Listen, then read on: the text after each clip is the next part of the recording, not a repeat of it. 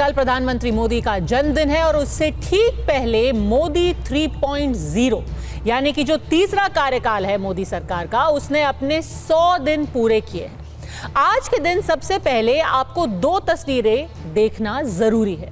पहली तस्वीर है राहुल गांधी की, जब वो आज अपनी अमेरिकी यात्रा से भारत लौटे। उनके समर्थक अब उन्हें शैडो प्राइम मिनिस्टर यानी कि भावी प्रधानमंत्री बुलाने लगे हैं।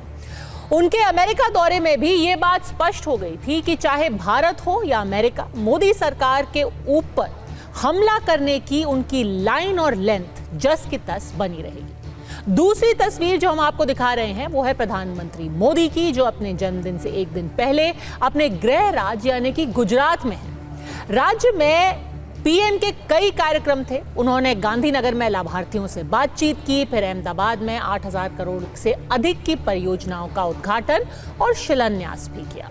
और गुजरात की धरती से ही पीएम ने अपने सभी आलोचकों को शायद सबसे मजबूत जवाब आज दिया। एक ऐसे वक्त पर जब विपक्ष मोदी सरकार को यू टर्न सरकार बता है, ये कह रहा है कि पीएम हर तरफ से घिरे हुए हैं, दबाव में हैं, खासकर उनके सहयोगी उन पर दबाव डाल रहे हैं। मोदी ने आज कहा कि ये मोदी है, ये किसी के दबाव में नहीं आता। सुनिए उन्होंने क्या कहा। दिल्ली में तो किसी पत्रकार महोदय ने पूछा, क्योंकि उस समय चल रहा था, लोग भांति भांति ये सारे आंकड़े घोषित करते रहते, ये करेंगे वो करेंगे। तो उन्होंने मुझे पूछा कि दुनिया में भांति भांति के देश बड़े बड़े टारगेट तय कर रहे हैं, क्या इसका दबाव है क्या आपके मन पर? और मैंने उस दिन जवाब दिया था मीडिया को, ये मोदी है,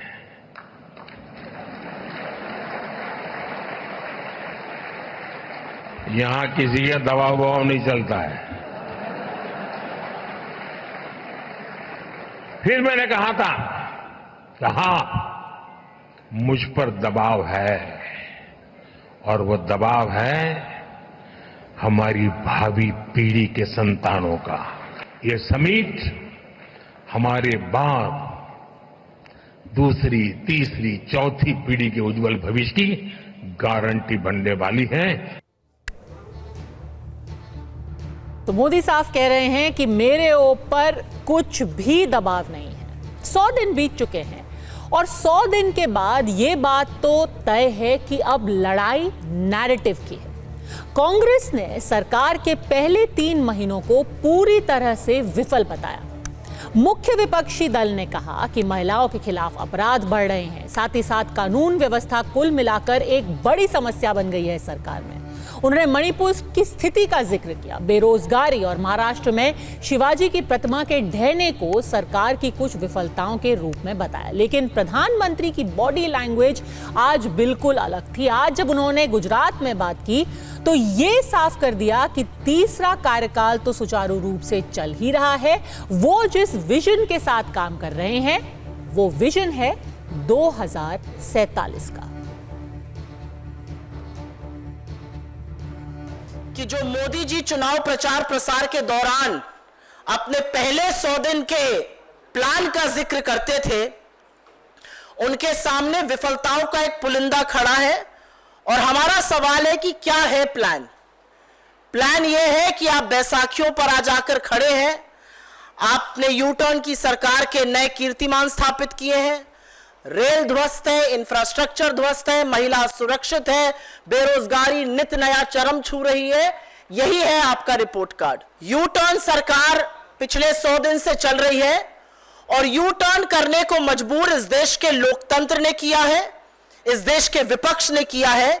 अगर आपका कोई गलत नतीजा देश के लोगों को कुप्रभावित करता है तो वो कानून नहीं बनेगा। लैटरल एंट्री, जिसमें कि आरक्षण को ताक पर रखा गया, ब्रॉडकास्ट बिल लाएंगे, जो स्वतंत्र पत्रकार हैं, जो कठिन सवाल कुछ पूछते हैं, उनका मुंह बंद करने की, उनकी आवाज को दबाने की कोशिश होगी। वक्फ बोर्ड बिल लाएंगे। यह कुछ नहीं था, यह सिर्फ पोलराइजेशन का, तुष्टीकरण का एक माध्यम था। फ्रेंड, फर्स्ट 100 डेज में हमारी प्रायोरिटीज भी दिखती हैं, हमारी स्पीड और स्केल का भी एक रिफ्लेक्शन मिलता है। इस दौरान हमने हर उस सेक्टर और हर उस फैक्टर को एड्रेस किया है जो भारत के तेज विकास के लिए जरूरी है।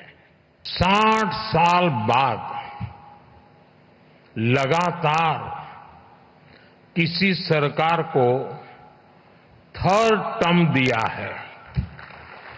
140 करोड़ भारतवासियों को भरोसा है, भारत के युवाओं को भरोसा है, भारत की महिलाओं को भरोसा है कि उनकी एस्पिरेशंस को पिछले 10 साल में जो पंख लगे हैं वो इस थर्ड टर्म में एक नई उड़ान भरेंगे। देश के गरीब, दलित, पीड़ित, शोषित, वंचित को भरोसा है कि हमारा थर्ड टर्म उसके गरिमापूर्ण जीवन जीने की गारंटी बनेगा। भारत को तेजी से टॉप 3 इकोनॉमीज में पहुंचाने का संकल्प लेकर काम कर रहे हैं।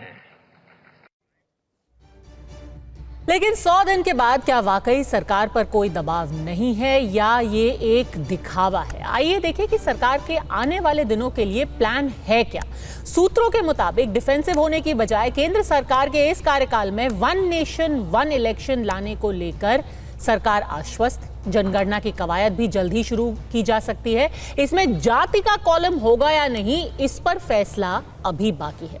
साथ ही साथ केंद्र सरकार जम्मू कश्मीर का राज्य का दर्जा बहाल करने के लिए भी कदम उठाने को तैयार है और कई और राज्य, उत्तराखंड के बाद और भी कई ऐसे राज्य हैं जो समान नागरिक संहिता यानी कि यूनिफॉर्म सिविल कोड या सेक्युलर सिविल कोड लाने की दिशा में आगे बढ़ रहे हैं। तो सवाल यह है कि जब प्रधानमंत्री कहते हैं कि वो किसी दबाव में नहीं है, क्या ये आलोचकों को चुप कराने के लिए काफी है या फिर राहुल गांधी सरकार को बैकफुट पर लाने में कामयाब हो गए हैं? क्या सच में वो एक शैडो प्राइम मिनिस्टर बन करके उभरे हैं? पर इन सब में सबसे बड़ा सवाल ये है कि 100 दिन की सरकार इस वक्त कौन ज्यादा दमदार?